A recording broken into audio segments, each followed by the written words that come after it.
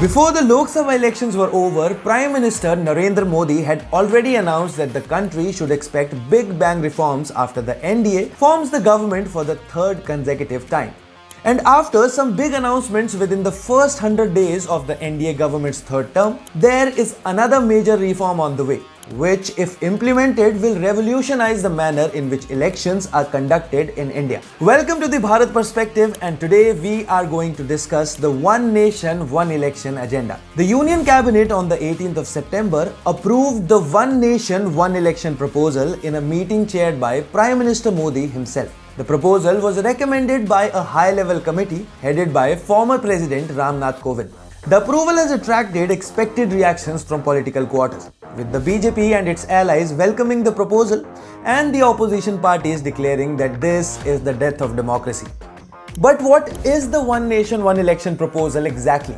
And how will it be conducted? Why is it even necessary? Will it really end democracy as we know it in India? Let's delve into it and decide for ourselves if it will really improve the election machinery of the country or destroy democracy.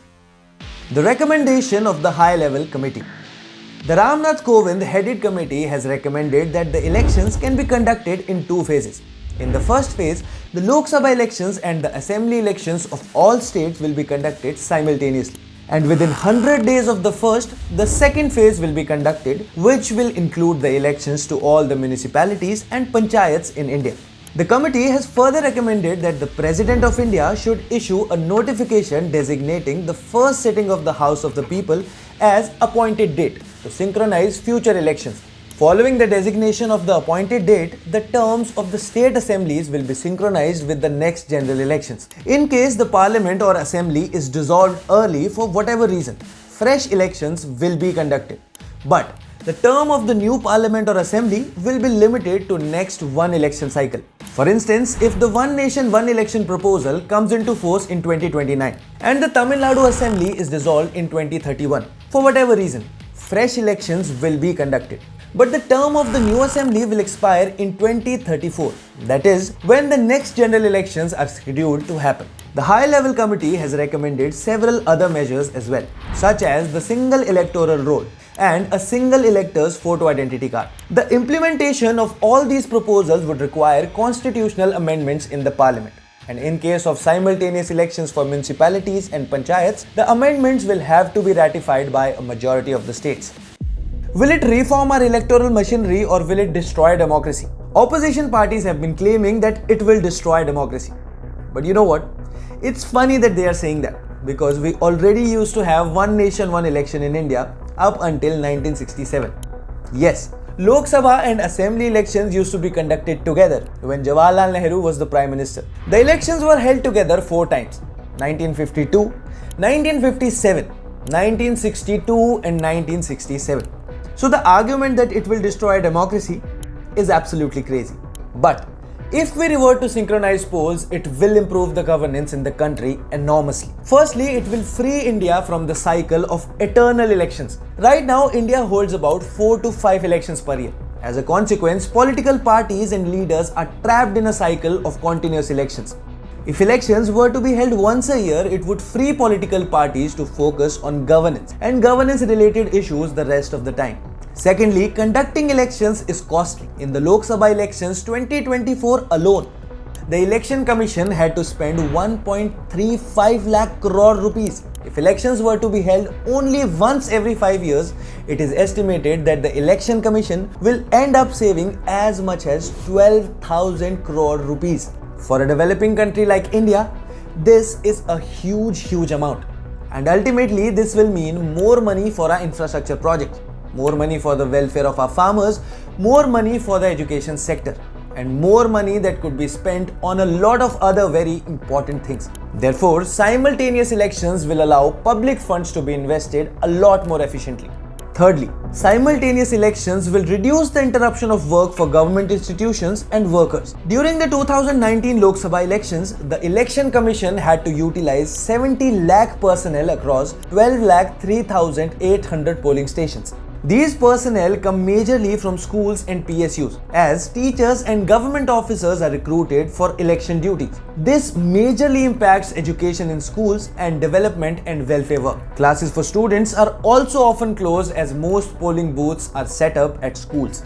Constant elections are a huge strain on the government machinery and resources. In addition to this, the enforcement of the Model Code of Conduct (MCC) disrupts development work and delays the delivery of welfare services to the needy, since a lot of government projects and schemes have to be either halted or delayed. Simultaneous elections will thus help solve a lot of these problems.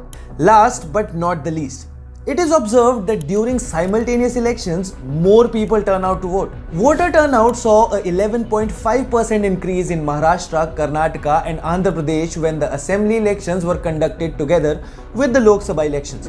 It was the same case in Kerala in 1977 when the state saw a 20% increase in voter turnout. And in the northeastern states, the increase was 21% the same year. And I feel it also makes sense logically. A significant section of people may be more concerned with national level issues, while another chunk of voters would be more interested in state level issues. If both elections are held together, then it will have an additive effect as both chunks of voters will turn out to vote. Historical precedent and background.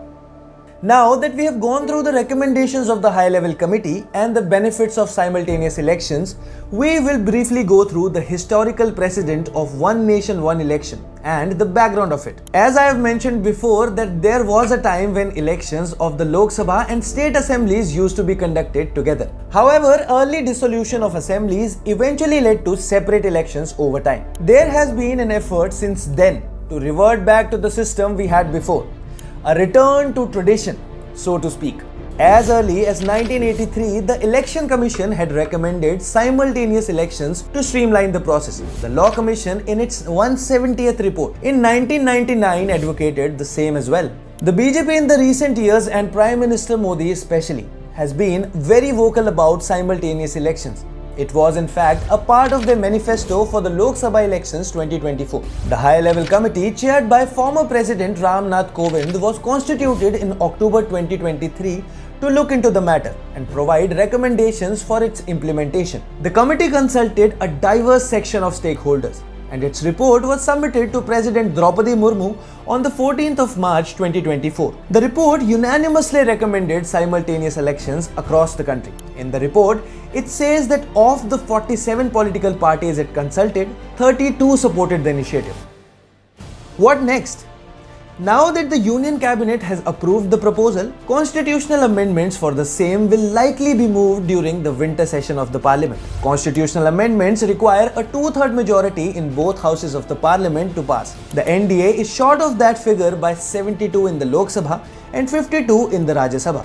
Should the NDA government succeed in securing that magic fever, then some of the amendments will need to be ratified by a majority of the state assemblies, which should not be an issue since the NDA currently has governments in 19 states and 1 union territory, while the INDI alliance has governments in 8 states and 1 UT. So even if the NDA loses the elections in Haryana and Maharashtra, it will not affect the outcome. Assuming that the NDA succeeds in all of this, then the terms of assemblies of all states for all elections that are held between now and 2028 will end in 2029. And general elections will be held simultaneously to re-elect the MPs and MLAs of all the states. So now you exactly know what one nation, one election is all about.